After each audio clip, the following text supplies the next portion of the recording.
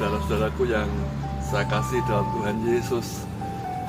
Sungguh saya bersyukur sekali kalau saat ini berada di tempat ini. Ini tempat yang sangat spesial. Kenapa saya katakan spesial? Karena ini adalah kawasan kebun anggur yang ada di daerah Jogja Selatan. Persisnya di daerah Kabupaten Bantul.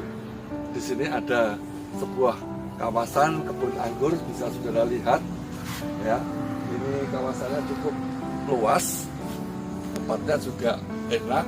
Di sini tanaman anggurnya juga cukup tumbuh lebat sekali. Saudara bisa melihat ini ada buah anggur ya, anggur dengan anggur merah. Meskipun masih agak kecil-kecil, tapi sudah kita bisa lihat buahnya. Ini satu dompol, saudara. Isinya cukup banyak sekali, satu dompol. Dan ini ada beberapa dompol yang sudah tumbuh buahnya. Nah, berada di kawasan kebun anggur seperti ini, maka ada firman Tuhan yang juga bercerita atau berkisah tentang kebun anggur. Dan Alkitab mengatakan bahwa kebun anggur itu adalah gambaran dari kehidupan umat Tuhan, kehidupan umat Allah. Dalam konteks yang akan saya bacakan di Alkitab ini, kebun anggur ini bicara tentang kehidupan orang Israel, bicara orang Yehuda, dan ini juga secara rohani pun sama. Kebun anggur ini juga berbicara tentang hidup kita, orang percaya. Bukankah kita dikatakan sebagai orang atau umat Israel rohani ya. Nah, di dalam Yesaya, saudaraku, pasal yang kelima, Tuhan berfirman demikian ya. Saya tidak ada banyak waktu untuk membaca seluruh perikop ini, tetapi hanya beberapa ayat yang akan saya bacakan untuk kita semua. Dalam Yesaya pasal yang kelima, ayat yang keempat, Tuhan berkata demikian, apatah lagi yang harus diperbuat untuk kebun anggurku itu yang belum kuperbuat kepadanya? Aku menanti supaya dihasilkannya buah anggur yang baik. Mengapa yang dihasilkannya hanya buah anggur yang masam? 5. Maka sekarang aku mau memberitahukan kepadamu apa yang hendak kulakukan kepada kebun anggurku itu. Aku akan menebang pagar durinya sehingga kebun itu dimakan habis, dan melanda temboknya sehingga kebun itu diinjak-injak. Ayat 6. Aku akan membuatnya ditumbuhi semak-semak, tidak dirantingi, tidak disiangi, sehingga tumbuh putri malu dan rumput. Aku akan memerintahkan awan-awan supaya jangan diturunkannya hujan ke atasnya. Ayat 7. Sebab kebun anggur Tuhan semesta alam ialah kaum Israel, dan orang Yehuda ialah tanaman-tanaman kegemarannya.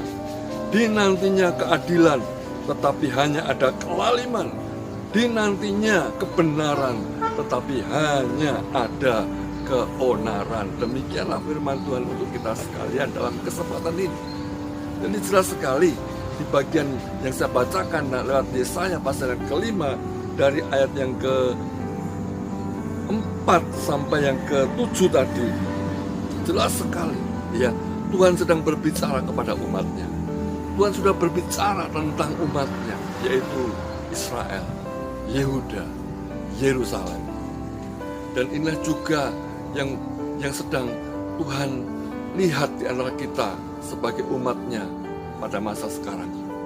Tuhan tadi berkata, seolah dalam nada kecewa, nada menyesal ya. Tuhan berkata, apalagi yang harus aku perbuat untuk kebun anggurku ini? Semuanya sudah aku buat, tapi kenapa kebun anggur ini tidak menghasilkan buah seperti yang aku harapkan? Kebun anggur berbuah dikatakan, tetapi dikatakan bukan anggur yang manis, anggur yang asam. Saudara, ini bicara tentang kehidupan kita sebagai umat Tuhan yang tidak memberikan atau menghasilkan buah seperti yang Tuhan mau. Tuhan mengharapkan kebenaran, yang ada keonaran. Tuhan mengharapkan keadilan, yang ada pelaliman.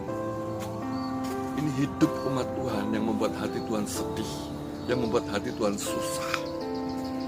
Saudaraku, akhirnya Tuhan berkata, dibiarkannya kebun anggur itu diinjak-injak orang, pagarnya diruntuhkan, tembok-temboknya juga dihancurkan, sehingga tanaman anggur ini menjadi tidak berarti. Tidak seperti di tempat ini, kita bisa melihat ini kebun anggur sangat subur, ya, banyak buahnya, ya. Dan Israel, Yehuda, Yerusalem menggambarkan kehidupan umat Tuhan yang bagaikan kebun anggur, tapi menghasilkan anggur yang asam, anggur yang tidak manis, dan akhirnya membuat Tuhan murka. Saudaraku, marilah kita belajar dari keadaan kebun anggur ini, supaya hidup kita menjadi orang percaya yang menghasilkan buah anggur yang manis, seperti di taman ini, seperti di kebun ini. Saya percaya anggurnya sangat lezat, anggurnya sangat manis dan enak dinikmati. Dan Tuhan mau hidup kita berbuah seperti itu. Dan bagaimana kita bisa menghasilkan anggur yang manis, menghasilkan anggur yang lebat, menghasilkan anggur yang enak dinikmati siapapun yang mau memakannya. Kita harus hidup melekat erat dengan Yesus Kristus Tuhan, sebab dialah pokok anggur dan kita adalah carang-carangnya. Kalau kita melekat erat dengan Yesus Kristus Tuhan, maka carang hidup kita akan menghasilkan buah anggur yang lebat, yang manis, yang bisa menjadi manfaat bagi banyak orang. Kiranya kita jangan seperti Israel, jangan seperti Yerusalem, jangan seperti Yehuda. Kurang apa lagi Tuhan sudah berbuat bagi mereka. Ya, Tuhan sudah mengusahakan kebun itu bisa berbuah bagus, tetapi yang muncul adalah buah yang tidak enak dinikmati. Buah anggur yang asam, yang akhirnya dibutakan orang yang memakannya. Biarlah diri kita menjadi kebun anggur yang subur, menjadi kebun anggur yang menghasilkan buah manis untuk kemuliaan nama Tuhan. Itu yang Tuhan mau, dan ini yang dirindukan oleh dunia. Jadikan hidup kita menjadi kebun anggur yang berbuah lebat dan buahnya manis. Itulah hidup kita yang memuliakan Tuhan, yang mengharumkan namanya. Ada kebenaran, ada keadilan, ada kasih, ya, ada hal-hal yang positif, ada hal-hal yang indah yang keluar dari hidup kita. Dan kita menjadi berkat, menjadi kesaksian, menjadi manfaat bagi banyak orang di sekitar kita ataupun dimanapun kita berada. Karena inilah waktunya bagi kita, anak-anak Tuhan, orang percaya, menjadi kebun buah anggur yang berbuah lebat dan manis, dan nama Bapa Surgawi dipermuliakan lewat hidup kita semua. Haleluya, haleluya. Tuhan Yesus memberkati. Amin.